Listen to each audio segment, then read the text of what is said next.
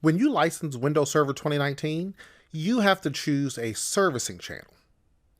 Now, the names of these have changed from 2012 to 2016 to 2019, but there's always been two of these primary categories. We have long-term servicing channel, which everyone just calls LTSC. With a long-term channel, a new version of Windows is going to be released every 2 to 3 years.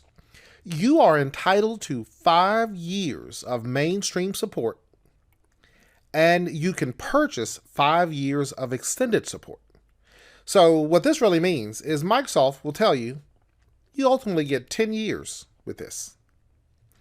Now, most operating systems don't need a 10-year lifespan, but with this, if you have a machine performing a specific function, let's say you work in a hospital, you have MRI machines or machines that run CT scans. They have a dedicated purpose. The underlying OS for some of these machines could be a server operating system. Or if you work in manufacturing, you have a server OS that may run a specific machine. Some of those may run a server OS, some may run a client OS. But for a single purpose machine, I don't want to upgrade the operating system every few months. Not necessary. So for something like that, you would choose this long-term servicing channel. A good example of this is cash registers and ATM machines. Many of those do run Windows-based operating systems. Now, some run Linux, but the ones that run Windows, I don't want to upgrade my cash register every few months or every 6 months because there's a new operating system. We don't want to do that. It has a single purpose, so anything like that would be this long-term servicing. Now, over that time frame, you will receive all your security updates and just traditional non-security updates, but you won't receive any new features or new functionality.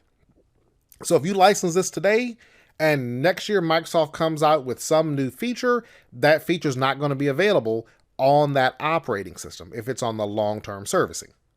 The semi-annual, this is something you would really do with client operating systems, but you can also do it with server operating systems. If you are innovating quickly and you want to take advantage of all the new operating system capabilities as soon as they're released. Now, some of those would be improvements to these containers. That's something we look at later. Any microservices. Just think of those as new capabilities that'll be defined in the future. They actually already exist, but they'll be enhanced in the future. You'll get all those enhancements.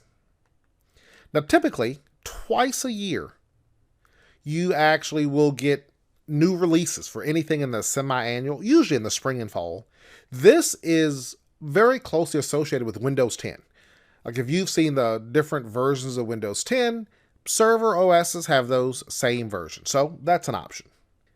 Each of these releases is supported for 18 months from the initial release. So you just kind of have to keep rolling along with new releases if you choose semi-annual. Now, this is a per operating system servicing channel, meaning if you have two servers, one can be long-term, the other can be semi-annual. So it explicitly depends on exactly what your needs are.